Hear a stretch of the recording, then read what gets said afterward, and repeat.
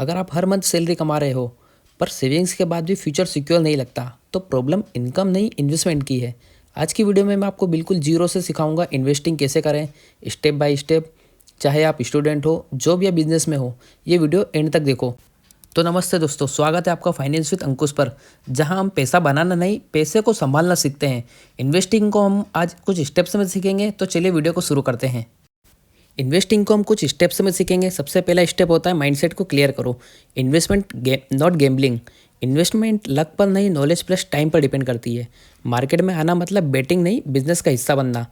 तो इन्वेस्टमेंट जुआ नहीं है, ये एक प्लानिंग है। सेकंड पॉइंट देखते हैं इसका, जल्दी पैसा डबल हो सोचना ये गलत है। अगर आप सोच रहे हो एक मंथ में पैसा डबल, डेली प्रॉफिट फिक्स, तो आप इन्वेस्टमेंट नहीं ट्रेडिंग या गेम्बलिंग की सोच में है। तो इन्वेस्टमेंट स्लो होती है पर स्ट्रॉन्ग भी होती है। थर्ड पॉइंट आता है इसका, पेशेंस सबसे बड़ा वेपन है। मार्केट ऊपर नीचे होता रहेगा, जो रुकता है वही पैसा कमाता है। एक एग्जांपल, एसआईपी 1-2 साल में मैजिक नहीं दिखाती, ये 8 या 10 साल में रिजल्ट दिखाती है। फोर्थ पॉइंट देख लेते हैं, लॉस टेम्परेरी होता है। मार्केट गिरना नॉर्मल है, पैनिक में सेल करना लॉस लॉक कर देता है। लॉस मार्केट देता है पर परमानेंट लॉस क्या होता है, इन्वेस्टर्स खुद करते हैं। फिफ्थ पॉइंट आता है, गोल क्लियर होना जरूरी है। इन्वेस्टमेंट बिना गोल के करोगे तो बीच में रुक जाओगे या फिर गलत डिसीजन लोगे। तो गोल के कुछ एग्जांपल्स मान के चलो, जैसे car, house, retirement, child education. तो जिस इन्वेस्टमेंट का गोल क्लियर होता है उसका रिजल्ट भी क्लियर होता है। सेकंड स्टेप देख लेते हैं, पहले पैसा कहाँ इन्वेस्ट करें। इन्वेस्टमेंट बचा हुआ पैसा होता है। तो इन्वेस्टमेंट सैलरी का पूरा पैसा नहीं होता, पहले इनकम, फिर एक्सपेंसेस, सेविंग्स, इन्वेस्टमेंट। तो जो पैसा खर्च होने के बाद भी बचता है वही पैसा इन्वेस्टमेंट के लिए होता है। इसका सेकंड पॉइंट देख लेते हैं, सैलरी या इनकम छोटी हो तब भी स्टार्ट कर सकते हो। इन्वेस्टमेंट स्टार्ट करने के लिए ज़्यादा इनकम ज़रूरी नहीं है, कंसिस्टेंसी ज़रूरी है। एग्जाम्पल, 500 और 1000 से भी SIP स्टार्ट कर सकते हो। धीरे धीरे अमाउंट बढ़ाओ, और अमाउंट छोटा हो सकता है पर हैबिट बड़ी होनी चाहिए। तो समझते हैं 50-30-20 रूल। सिंपल एक्सप्लेन करूँगा। 50% नीड्स, आवश्यकताएं जैसे रेंट, फूड या बिल्स। 30% वांट्स, इच्छाएं जैसे शॉपिंग्स हो गया, फन, एंजॉयमेंट, जो भी अपने को करना है। 20% सेविंग और इन्वेस्टमेंट। तो 4 पॉइंट आता है इसका, उधार के पैसे से कभी इन्वेस्टमेंट करो। लोन, क्रेडिट कार्ड या किसी से पैसे उधार लेकर इन्वेस्टमेंट करना बहुत रिस्की हो सकता है। तो जो पैसा आपका नहीं है उससे इन्वेस्टमेंट मत करो। फिफ्थ पॉइंट आता है इमरजेंसी फंड पहले, इन्वेस्टमेंट बाद में। इन्वेस्टमेंट स्टार्ट करने से पहले 3 to 6 मंथ का एक्सपेंसेस साइड में रखो, लाइक सेविंग या FD में। थर्ड स्टेप देख लेते हैं, इमरजेंसी फंड कैसे बनाएं। फर्स्ट पॉइंट है इसका, इमरजेंसी फंड क्या होता है। तो इमरजेंसी फंड वो पैसा होता है जो सिर्फ इमरजेंसी के लिए होता है, जैसे जॉब लॉस, मेडिकल इमरजेंसी या फैमिली इमरजेंसी।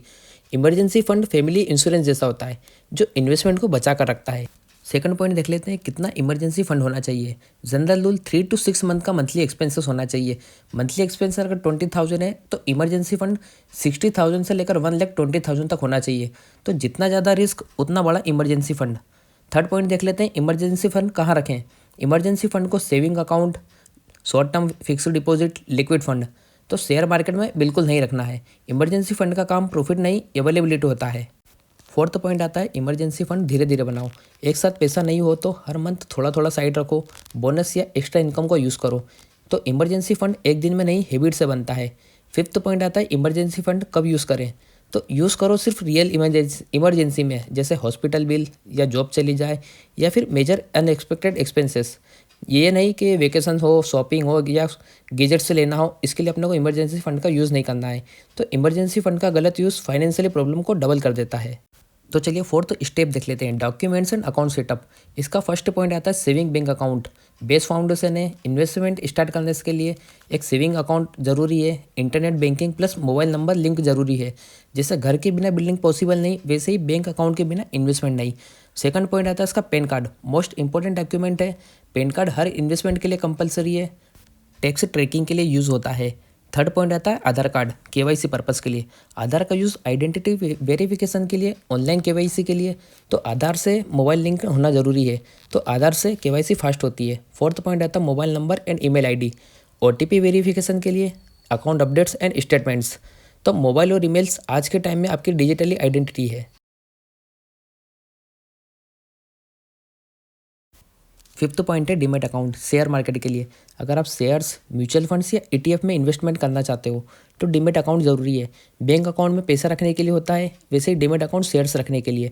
सिक्स पॉइंट होता है केवाईसी कंप्लीट करना। वन टाइम प्रोसेस है। केवाईसी प्रोसेस कंप्लीट होने के बाद मल्टीपल प्लेटफॉर्म्स पर आप इन्वेस्टमेंट कर सकते हो। बार बार फिफ्थ स्टेप समझ लेते हैं, राइट इन्वेस्टमेंट ऑप्शन चूज़ करो। इसका फर्स्ट पॉइंट आता है सबसे बड़ी गलती, सब जगह पैसा लगाना। बिगनर्स अक्सर क्या करते हैं, थोड़ा शेयर, थोड़ा क्रिप्टो, थोड़ा ट्रेडिंग।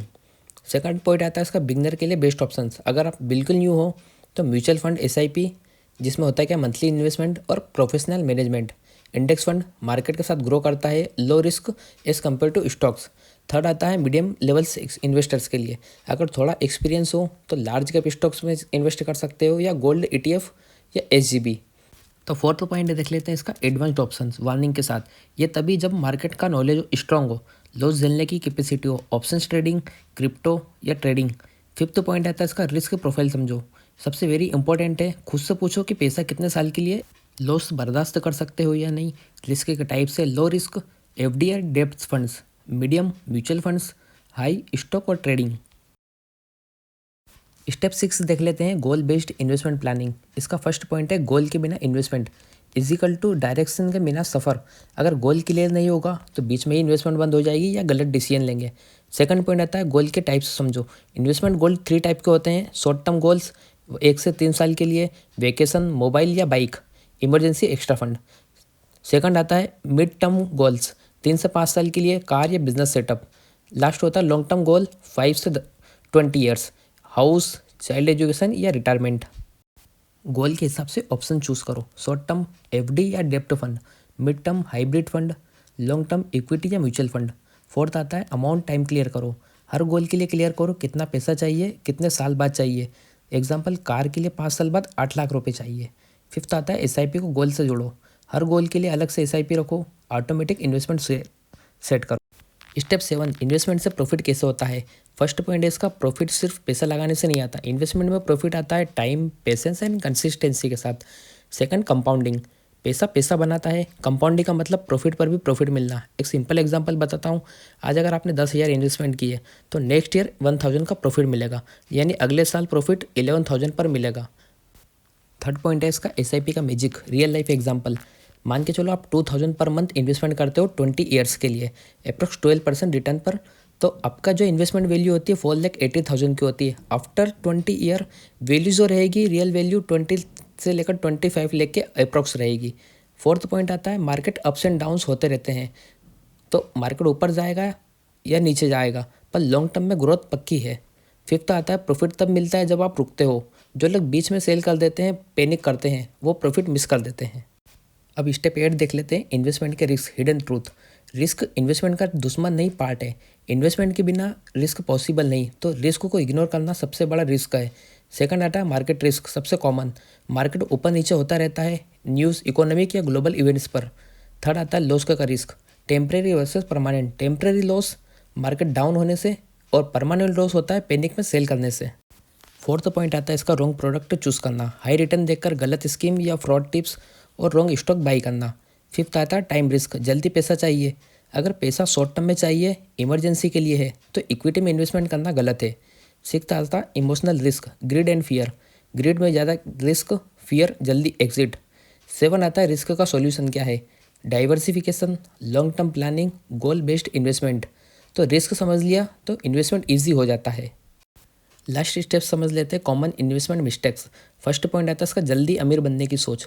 बहुत लोग 1 या 2 महीने में पैसा डबल या डेली फिक्स्ड प्रॉफिट की सोच रखते हैं। सेकंड होता है टिप्स एंड मार्केट, व्हाट्सअप को फॉलो करना। रेंडमली यूट्यूब टिप्स, टेलीग्राम या व्हाट्सअप कॉल्स के डिपेंड रहते हैं। थर्ड मार्केट गिरते ही पैनिक सेलिंग, मार्केट थोड़ा गिरा और शेयर बेच दिए, एसआईपी बंद कर दी।